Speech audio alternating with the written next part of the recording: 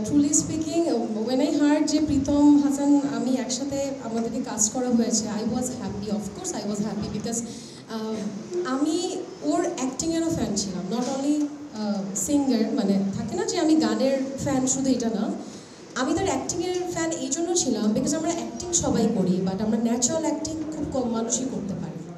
So সেই ক্ষেত্রে আমি বলবো প্রীতমের যত আমি অ্যাক্টিং দেখেছি সে খুব ন্যাচারালি অ্যাক্টিং করে, মানে যেটা মনে হবে না দ্যাট হিজ অ্যাক্টিং, মনে হয় যে আচ্ছা ওর এটাই, যখন ও যে ক্যারেক্টারটা প্লে করে ওটাই ওকে রিয়েল মনে হয়। সো ওই জায়গা থেকে আই ওয়াজ হ্যাপি যখন আমাকে প্রীতম ভাইয়া বলে এই প্রীতমের কথা। সো কাজ করে আই ফেল্ট দ্য সেম, হ্যাঁ। সো যেটাই ছিল, বাট I felt great, আমার খুব ভালো লাগছে মানে ওর সাথে কাজ করে। So thank you so much. And আমি একটা কথা না বলি না যে কো-আর্টিস্ট টিম খুব ইম্পর্ট্যান্ট একটা ভালো কাজের পেছনে। সো ওই জায়গা থেকে আমার কো-আর্টিস্ট, আমার টিম, আমার ডিরেক্টর সবাই আসলে অনেক সাপোর্টিভ ছিল। So thank you everyone. আমাকে সবাই একটা কথা জিজ্ঞেস করতো, অনেকগুলো ইন্টারভিউ বা ইন্টারভিউতে জিজ্ঞেস করতো যে কেন চরকির সাথে এখনও কাজ হচ্ছে না। সো আমি আসলে সবাইকে বলতাম আমি খুব ভালো একটা গল্পের অপেক্ষা করছি। সো আমার মনে হয় আমি সেই ব্যাপার, যেটা আমার যে ক্ষুধাটা ছিল যে এমন একটা গল্প দিয়ে শুরু করবো চরকিতে, তেমন একটা গল্প আসলে আমি করতে পেরেছি। সো বাকিটুকু আসলে আপনারা বলবেন আসলে কেমন হয়েছে।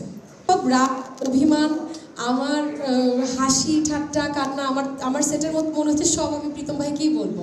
সো প্রীতম ভাই এরকম একজন মানুষ, পাশা বলছিল, এবং এটা আমি প্রথম দিন মানে আরও 2 বছর আগে যখন আমরা একসাথে কাজ করছি তখন থেকে দেখে এসেছি। তার কোনোদিন কোনো রাগ, চিৎকার, মেজাজ খারাপ আমি কোনো দিন কিছু দেখি নাই। তো আমি না অবাক হই এটা কীভাবে পসিবল। আমি তো শর্ট টেম্পার্ড, আমি তো রেগে যাই, বা যে কেউ আর কি, হিউম্যান বিং তো আসলে এমনই হওয়া উচিত।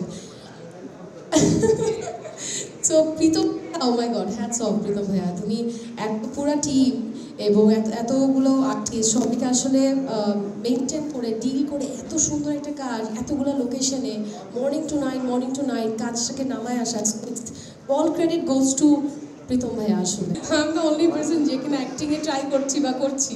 সো আমি ইনসিকিউর ফিল করছিলাম মাঝে মধ্যে, but if I say something about her, she is a sweetheart. And আমি ওকে চিনি হচ্ছে যখন আমার খুব ইম্পর্টেন্ট 2টা কাজে ও আমার 2টা গান গিয়েছিল।